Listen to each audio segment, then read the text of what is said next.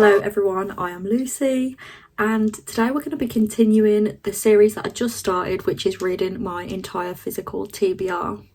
So if you missed the last video, basically I have two TBR jars. I'm pulling one book from each of them and then choosing which one I want to read.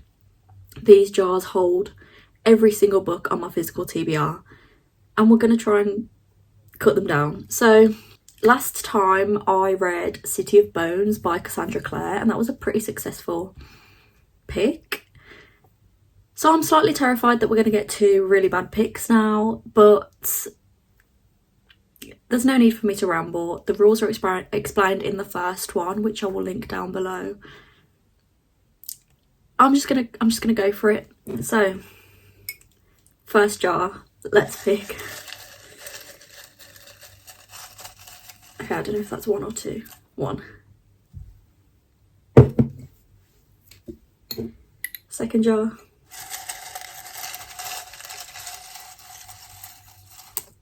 Is that one? Yes. Okay. This is the prompt from the first jar. I mean the book from the first jar.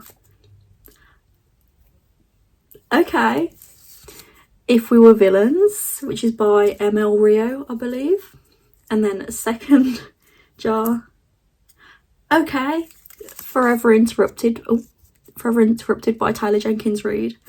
Again, both of those are pretty solid picks. Let me grab them both. Okay, so what I did last time was I read both of the blurbs and then looked on Goodreads at the ratings and just tried to pick one by doing that. So let's do exactly the same today. So this is If We Were Villains by ML Rio. Apparently this is similar to The Secret History, but like easier to understand. So, okay, let's just read the blurb of this one. Oliver Marks has just served 10 years for a murder he may or may not have committed. On the day of his release, he's greeted by the detective who put him in prison. Detective Colborne is retiring and he wants to know what really happened a decade before. As a young actor at an elite conservatory, Oliver noticed that his talented classmates seemed to play the same character on stage and off, villain, hero, temptress, though he was always a supporting role. But when the teachers change the casting, a good-natured rivalry turns ugly, and the plays spill dangerously over into real life. When tragedy strikes, one of the 7 friends is found dead. The rest face their greatest acting challenge yet, convincing the police and themselves that they are blameless. This sounds so good. I'm pretty sure Bisma got me this. Yes, she did. Bisma got me this for Christmas. I'm actually really excited to read this. It is 422 pages. This seems like a really good option. Okay, and then we have Forever Interrupted by Taylor Jenkins Reid. I'll read the blurb of this one. So, Elsie Porter is an average 20-something, and yet what happens to her is anything but ordinary.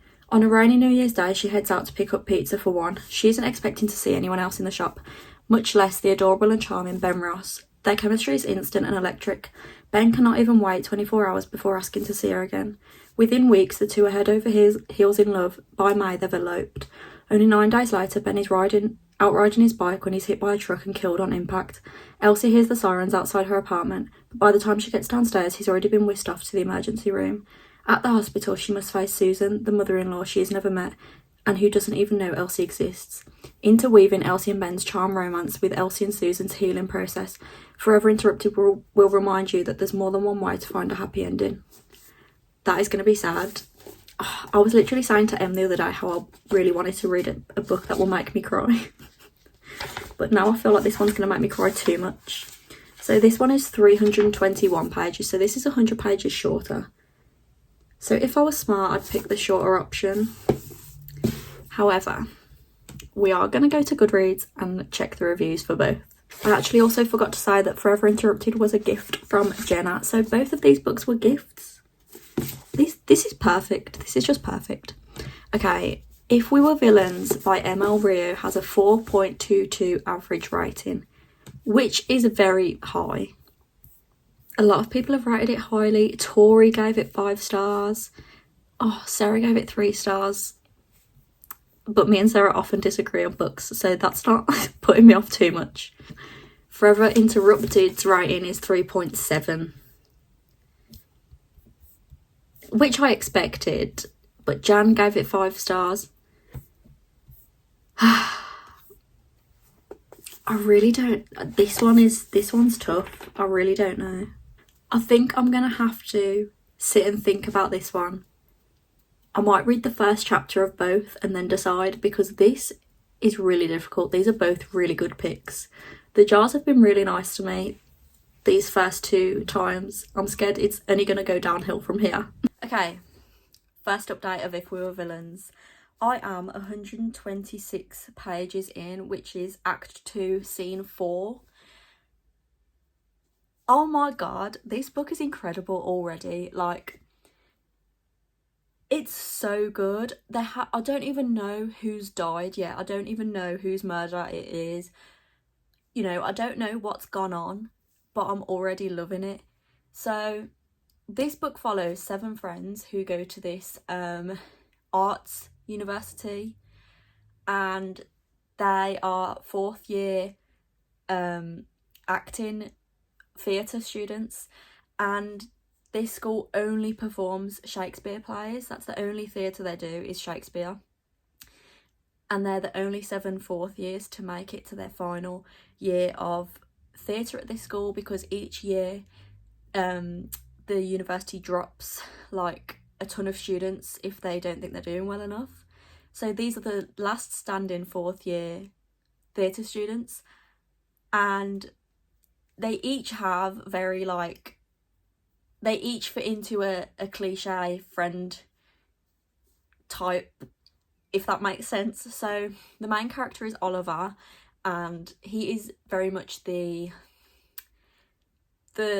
side character friend. So if there was like 3 friends and you were walking on a pavement and there was only room for 2, he would be the one that has to walk behind, basically, is the way I can describe it best. But it's so good so far. So in the prologue of each act, we flash back to flash forward to like the present, where Oliver has now just been released from prison for the murder. Again, I don't know whose murder it is yet. I have an inkling, but I don't know for definite. And then after the prologue, in each of the scenes, it flashes back to like what actually happened during that autumn of 1997, and it's just really good. Like, it's so fast paced. I was a bit nervous because obviously it's about plays. It's very similar to The Secret History, and I found it so difficult to read The Secret History, but this is so easy to read. Like, I'm flying through it. Even the Shakespeare bits aren't throwing me off, even though obviously it's Shakespeare and that's not like the easiest language to understand, but they do it in a way that like you understand the context of the quotes and stuff. So it's really good. I was gonna annotate it, and then I just haven't really wanted to annotate much, but I did annotate one conversation, and it says, I'll just read out the conversation. This isn't a spoiler. This is in the prologue of Act 2. So it says, well, they want to do Caesar and he refuses to be in that ever again. He thinks that's the play that fucked us all up. I keep telling him he's wrong. You think it was Macbeth that fucked us up? No, I think we were all fucked up from the start. And if you read the book, you'll kind of get what she means, and this book just hits different. This hits. I am in love with this book. So far, I feel like it's going to be 5 stars. I'm loving it. I can't wait. I can't wait to get through it. The TBR jar really picked a good one this time. Hello.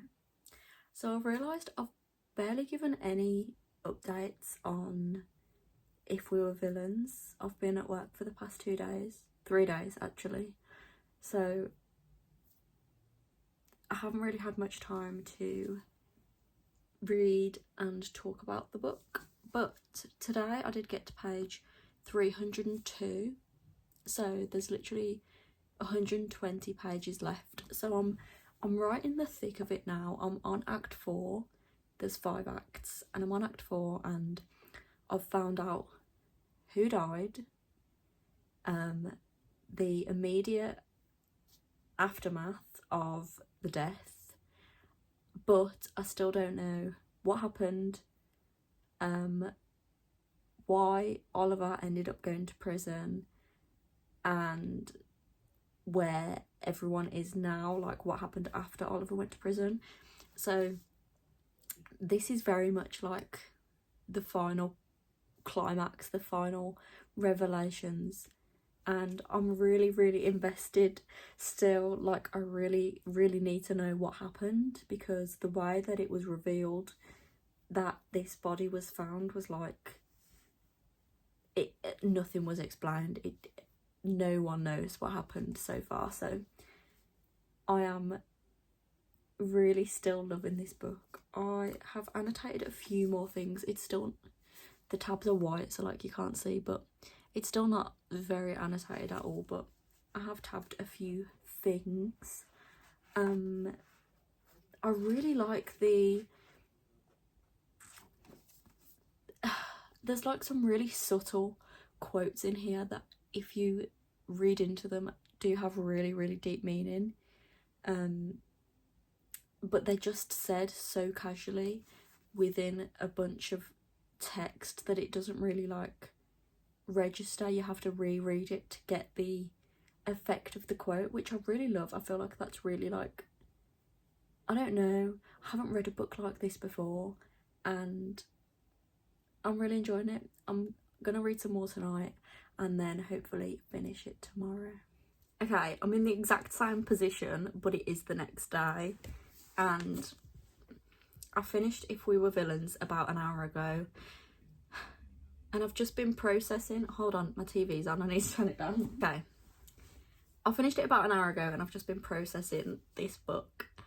It was absolutely incredible. 5 stars, first of all. I did not expect the ending to be so emotional, and so, I don't know, I was so invested in the characters' lives and this story that the ending devastated me. I spent the entire book guessing who was the murderer, and every scene would change my guess.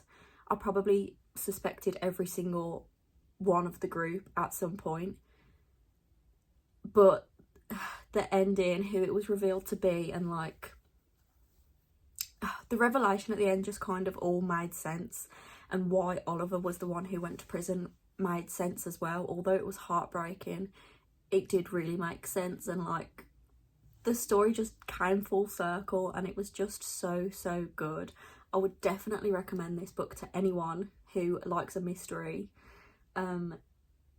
because it was just incredible.